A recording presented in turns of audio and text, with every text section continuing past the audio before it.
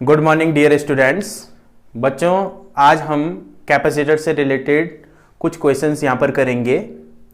अलग अलग टाइप के क्वेश्चंस हम करेंगे, उनका हम लेवल बढ़ाते जाएंगे। सबसे पहले हमारे पास एक क्वेश्चन है यहाँ पर। ये क्वेश्चन यहाँ पर लिखा हुआ है, 3 capacitors C1, C2 and C3 are connected to a 6 volt battery as shown in figure। यहां पर बैटरी का हम सिंबल बना देते हैं। ये तो सेल का सिंबल है, बैटरी का सिंबल ऐसा कुछ हो जाएगा। ये 6 वोल्ट की बैटरी यहां पर लगी हुई है और इसके बाद बोल रहा है find the equivalent capacitance and charge on the 3 capacitors. हमें सबसे पहले इक्विवेलेंट कैपेसिटेंस निकालनी है इसकी, और उसके बाद हमें इन तीनों कैपेसिटर्स में चार्जेस निकालने हैं कि इसमें कितने कितने चार्जेस होंगे। तो सबसे पहले हम इसमें इक्विवेलेंट कैपेसिटेंस निकालते हैं। इक्विवेलेंट कैपेसिटेंस निकालने के लिए हम यहां पर एक ट्रिक यूज करेंगे। हम यहां पर देखेंगे कि ये पूरा कॉम्बिनेशन जो है इसकी इक्विवेलेंट कैपेसिटेंस कितनी है। तो यहां से हम स्टार्ट करते हैं। यहां पर 3 कैपेसिटर्स हैं। अब हमें यहां पर पता लगाना होगा कौन से कैपेसिटर्स इसमें पैरेलल में हैं और कौन से सीरीज में हैं।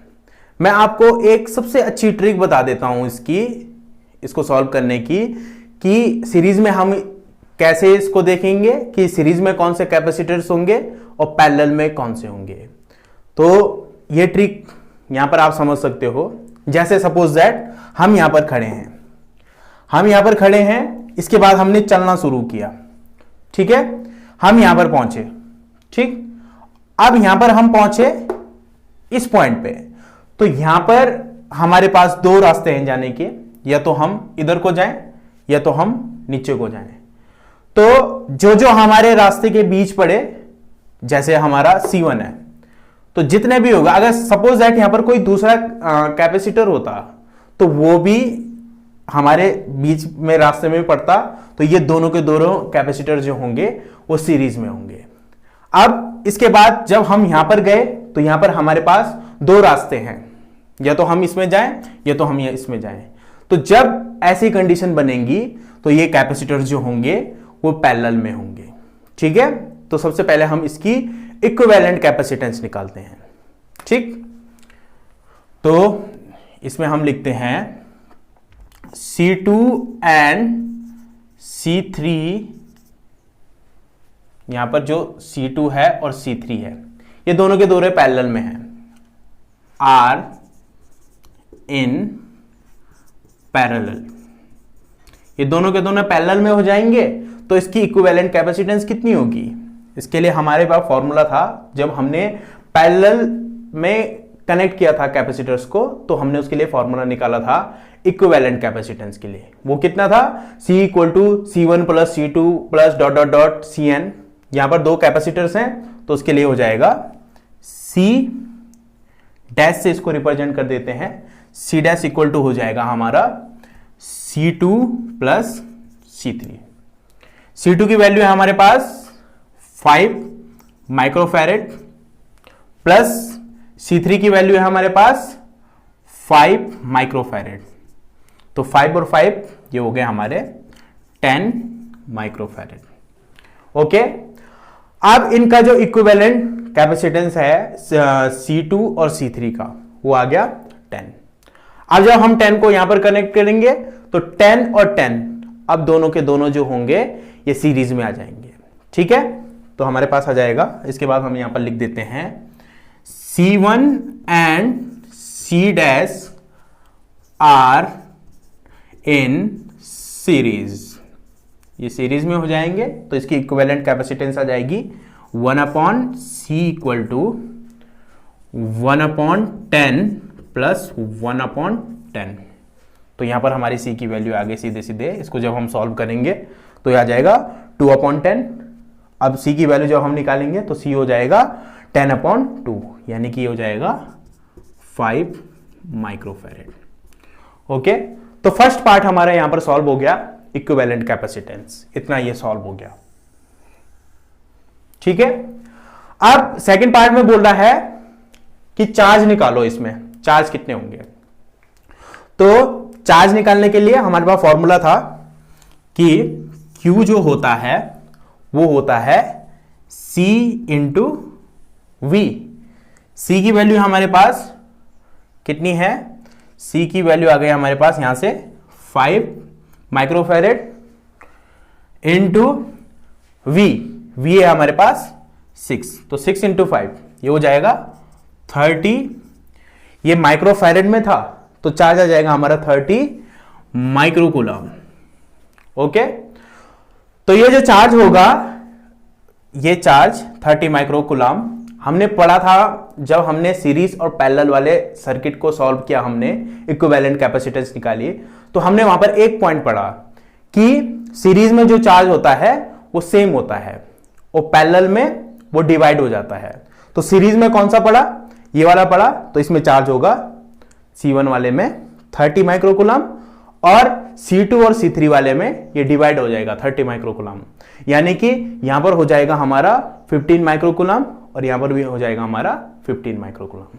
ठीक है, तो ये आ जाएगा चार्ज ऑन C1 पे चार्ज आ जाएगा हमारा कितना है 30 माइक्रोकूलम। ठीक है, फर्स्ट पार्ट इसका। Second part, charge on C2 and C3 और C3 में चार्ज जो होंगे दोनों में वो हो जाएंगे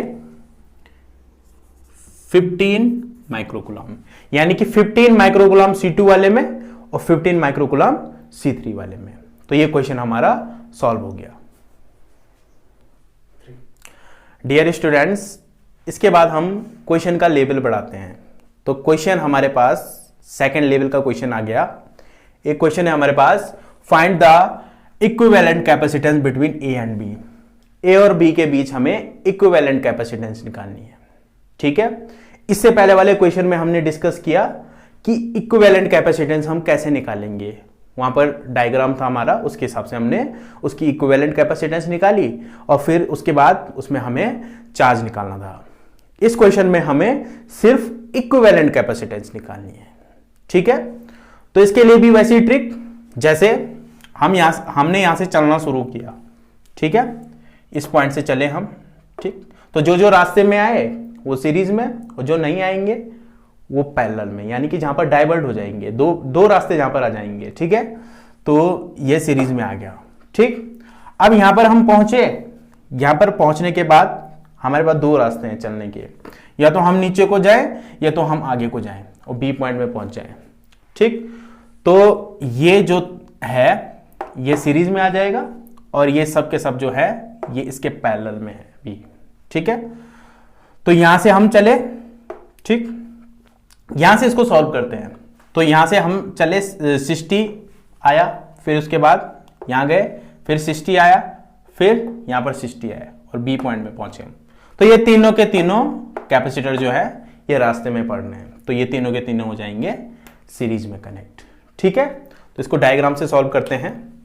डायग्राम से ही हम इसको सॉल्व करेंगे। तो जैसे हमारे पास ये पॉइंट है ए और ये हमारा 40 माइक्रोफैरेड। ठीक है, इसके बाद ये हो जाएगा हमारा, ये हमारा 10 माइक्रोफैरेड और इसके बाद ये दूसरा वाला है हमारा, ये भी है 10 माइक्रोफैरेड और ये तीनों है। तो ये तीनों के तीनों जो है ये सीरीज में है, तो इनका इक्विवेलेंट कैपेसिटेंस हो जाएगा 1/c equal to 1/60 plus 1/60 plus 1/60। तो तीनों को तीनों हो जाएंगे 3/60। तो c की वैल्यू जो हो जाएगी यहाँ पर 60/3 हो जाएगी, यानी कि आ जाएगा 20।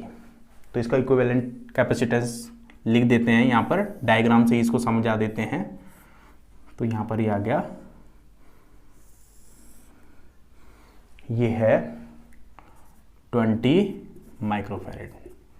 ओके, इतना ये सॉल्व हो गया और ये पॉइंट हो गया हमारा बी। ठीक है, अब इसके बाद फिर वही ट्रिक, यहां से चले और यहां से चलने के बाद यहां पर या तो यहां को जाए, या तो यहां को, या तो यहां को। ठीक है, तो ये तीनों के तीनों जो हैं ये पैरेलल में आ गए। ठीक, तो ये हो गया, ये पैरेलल में जुड़ने के बाद सीधा एक पॉइंट बन गया, ये हो गया 40 माइक्रोफैरेड ये, और ये हो गया पैरेलल में हमारे पास होता है 10 + 10 + 20, ये तीनों के तीनों जो होंगे ये डायरेक्ट ऐड हो जाएंगे, क्योंकि पैरेलल में कैपेसिटेंस होती है C = C1 + C2 + C3। तो C1 है हमारे पास 10, C2 है हमारे पास 10 और C3 है हमारे पास 20। तो सबके सब ऐड हो गए, तो ये आ गया 40 माइक्रोफैरेड। ओके, ये बी पॉइंट आ गया। अब इसके बाद सिंपल सा है कि ये दोनों के दोनों आगे सीरीज में, यानी कि यहां से हम चले और सीधे डायरेक्ट यहां पर पहुंचे, दोनों के दोनों बीच रास्ते में पड़ गए, तो दोनों आगे सीरीज में। तो इक्विवेलेंट कैपेसिटेंस आ गई हमारी C = ये आ गया 40, सॉरी, इक्विवेलेंट कैपेसिटेंस का फॉर्मूला सीरीज में होता है 1/C = 1/C1। C1 की जगह यहां पर 40 + 1/40, तो ये आ गया हमारे पास 2/40, और C की वैल्यू आ गई हमारे पास 40/2 यानी कि 20 माइक्रोफैरेड। तो ये इक्विवेलेंट कैपेसिटेंस आ गई A और B के बीच। Thank you. डियर स्टूडेंट्स, हमारे पास थर्ड प्रॉब्लम है, लेवल नंबर 3 भी हम इसको बोल सकते हैं, कि ये डायग्राम है और इस डायग्राम में P और Q के बीच इक्विवेलेंट कैपेसिटेंस निकालनी है। ठीक है, इसको हम सॉल्व करते हैं। ठीक, इसको हम यहां से सॉल्व करेंगे। ठीक है, यहां से हम पॉइंट लेते हैं और इसको सॉल्व करते जाते हैं। तो जैसे हम यहां से A और B के बीच हम पहले इक्विवेलेंट कैपेसिटेंस निकालेंगे, फिर D और E के बीच में, और फिर ये रिड्यूस होके P और Q के बीच आ जाएगा। तो A और B के बीच इक्विवेलेंट कैपेसिटेंस निकालते हैं। ठीक, यहां से हम चलते हैं, यहां से चले, यहां गए। अब यहां से हमारे पास जाने के दो रास्ते हैं, या तो यहां को जाए या तो यहां को जाए। तो दोनों के दोनों हमारे बीच रास्ते में पड़े, तो ये दोनों के दोनों हम बोल सकते हैं ये सीरीज में है। ठीक, तो अगर हम इसका इक्विवेलेंट कैपेसिटेंस निकालेंगे तो ये कितना हो जाएगा, 1/C = सीरीज में होता है 1/C1 + 1/C2, तो 1/18 + 1/18 यानी कि 2/18, तो ये टोटल आ जाएगा 9। ठीक है, तो ये 9 आ गया। ठीक, तो हम इसको रिड्यूस करके लिख देते हैं, ये आ जाएगा 9। चलो, ये 9 आ गया। ठीक है, इसके बाद ये 9 और ये 18, ये दोनों के दोनों जो होंगे ये पैरेलल में होंगे, तो 9 + 18 ये हो जाएगा 27। ठीक है, इसको हम लिख देते हैं यहां पर, ये टोटल हमारा आ गया रिड्यूस होके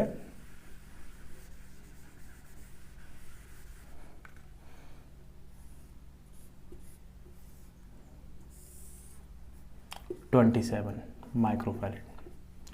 ओके, ठीक है। अब इसके बाद A और B के बीच हमें इक्विवेलेंट निकालना है। तो A और B के बीच कैसे निकालेंगे हम इक्विवेलेंट, यहां से चलेंगे, इधर को पहुंचे। ठीक है, तो 18 और 27 दोनों बीच में पड़ रहे हैं, तो दोनों के दोनों जो होंगे वो सीरीज में होंगे। तो ये हो जाएगा 1/18 + 1/27। इसको अलग सॉल्व कर देते हैं। 1/C = 1/18 + 1/27। 18 और 27 का एलसीएम ले लो, तो 18 27 का एलसीएम आ जाएगा हमारा, ये हो जाएगा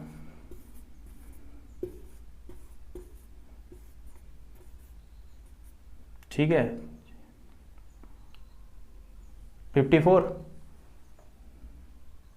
ठीक, तो ये हो जाएगा 54 और ये हो जाएगा 3 + 2, यानी कि C की वैल्यू आ गई 54/5। तो ये हो जाएगा 5 ठीक है, तो ये आ जाएगा 0 और ये आ जाएगा 10.8, यानी कि ये नियर अबाउट हो जाएगा 11 के। ठीक है, तो ये आ जाएगा दोनों का इक्विवेलेंट 11। ठीक, अब ये 11 और ये 12 ये दोनों के दोनों हो जाएंगे पैरेलल में। तो 11 प्लस 12 ये हो जाएगा 23। ठीक, तो हमारा ये पूरा यहां तक रिड्यूस हो गया,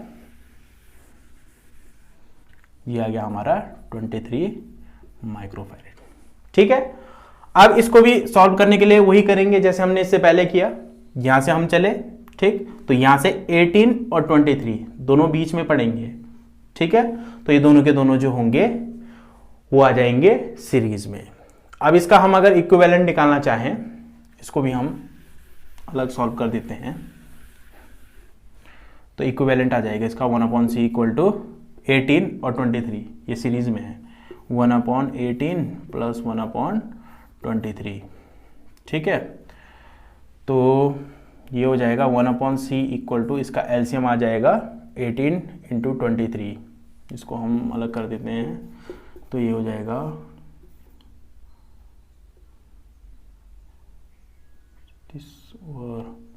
414। ठीक है, तो ये आएगा 414, 18 का डिवाइड देंगे इसमें, तो ये कितने टाइम जाएगा, इसको लिख देते हैं 18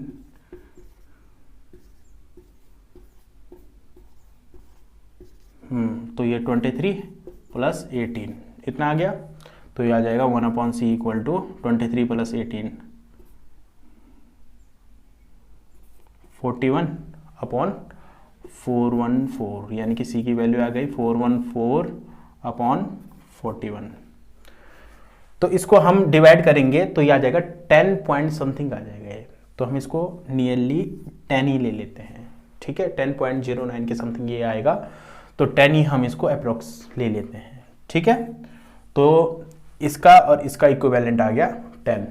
अब इसको हम फिर आगे सॉल्व करेंगे, तो ये 10 हो गया, और 10 और 18 ये दोनों के दोनों आगे पैरेलल में, तो 10 प्लस 18 यानी कि आया 28।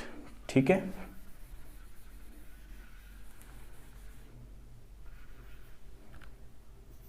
ठीक, इतना ही आ गया। अब इसके बाद इसको और इसको सॉल्व करेंगे हम, तो ये और ये दोनों फिर सीरीज में। ठीक है, और सीरीज में ये आ जाएगा, तो इसका इक्विवेलेंट हम निकालेंगे, तो 1/18 प्लस 1/28, तो ये आ जाएगा दोनों का इक्विवेलेंट। जब हम निकालेंगे, सॉल्व करेंगे इसको, तो ये आ जाएगा 10.95 के समथिंग ये आएगा, तो 10.95, तो ये हो जाएगा नियरली, हम इसको ले लेते हैं 11। ठीक है, तो 11 यहां पर बना, ठीक, और फिर 12, 11 और 12 ये दोनों के दोनों आप फिर पैरेलल में आ जाएंगे, तो दोनों के दोनों पैरेलल में आ जाएंगे, तो 11 प्लस 12, तो ये हो जाएगा 23। ठीक है, तो और ये रिड्यूस हो गया, ये आ गया यहाँ पर 23 माइक्रोफैरेड। ठीक है, अब इसके बाद हमें इसको सॉल्व करना है। ठीक है, अब इसके बाद हम इसको सॉल्व करेंगे अभी। ठीक है, तो यहां से हम इसको सॉल्व करेंगे, तो 18 और 23 ये दोनों हमारे रास्ते में आ गए, तो ये दोनों के दोनों हो गए हमारे सीरीज में। ठीक है, तो 1/18 प्लस 1/23, इससे पहले भी हमने सॉल्व किया था, तो 10 पॉइंट समथिंग ये आ रहा था 09, तो हम इसको 10 ले लेंगे। ठीक, तो ये हो जाएगा हमारा, यहाँ पर इसको लिख लेते हैं इस पॉइंट को, तो ये आ जाएगा हमारा 10 माइक्रोफैरेड। ओके, इसके बाद 10 और 18 ये दोनों के दोनों हो जाएंगे पैरेलल में, तो 10 प्लस 18 ये हो जाएगा 28। ठीक, तो ये आ जाएगा P पॉइंट यहाँ पर है 18 माइक्रोफैरेड, और यहाँ पर ये आ जाएगा हमारा 10 प्लस 18, तो ये आ जाएगा 28 माइक्रोफैरेड। ठीक है, और ये आ गया हमारा पॉइंट Q। अब इक्विवेलेंट कैपेसिटेंस आ जाएगा दोनों के बीच, यहाँ पर लिख देते हैं finally equivalent capacitance between P and Q is, ये हो जाएगा C इक्वल टू, ये सॉरी 1/c आ जाएगा, क्यों, क्योंकि ये दोनों सीरीज में है, तो 1/18 प्लस 1/28, इन दोनों को आप सॉल्व करोगे तो फाइनली हमारा आंसर आ जाएगा C इक्वल टू, जब आप इसको सॉल्व करोगे एलसीएम लेके, ये आ जाएगा 10.9, ठीक है, यानी कि ये नियरली हो जाएगा 11 माइक्रोफैरेड के, ठीक है। तो ये हमारे तीनों लेवल के क्वेश्चंस आ गए। Thank you. अगर वीडियो से रिलेटेड कोई आपकी क्वेरी है तो आप हमें कमेंट बॉक्स में लिख के बता सकते हो। Thank you.